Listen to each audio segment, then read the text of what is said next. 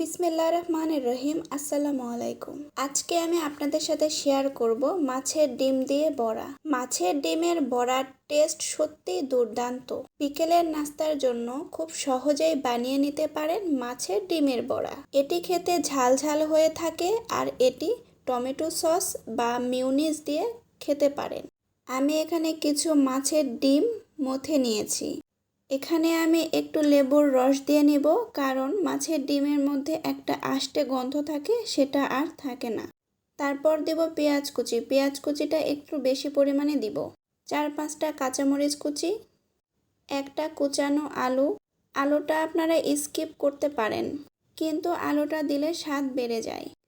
আদা রসুন জিরা বাটা, পরিমাণ মতো লবণ, সামান্য মরিচ গুঁড়ো, কালার হওয়ার জন্য সামান্য হলুদ গুঁড়ো, ফ্লেভারের জন্য সামান্য ধনিয়া আর জিরা গুঁড়ো, 2 চা চামচ চালের গুঁড়ো, 2 চামচ বেসন গুঁড়ো দিয়ে ভালো করে মাখিয়ে নিব।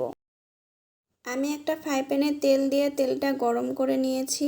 এই গরম তেলে মাছের ওই গোলাটা অল্প অল্প করে দিয়ে দিব।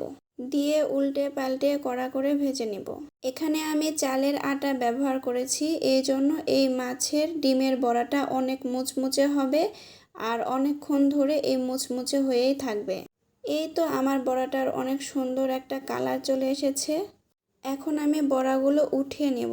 আমি এখানে একটা টিস্যু পেপারের উপরে উঠিয়ে নিচ্ছি, তাহলে এক্সট্রা তেলগুলো টিস্যু পেপার চুষে নেবে। দেখুন বড়াটা কত সুন্দর ফুলে উঠেছে। এই বড়াটা খুবই সুস্বাদু, ঝালঝাল আর মুচমুচে হয়। আমার হাতের এই মাছের ডিমের বড়া আপনাদের কেমন লেগেছে অবশ্যই কমেন্ট বক্সে জানাবেন। ধন্যবাদ আমাদের সঙ্গে থাকার জন্য।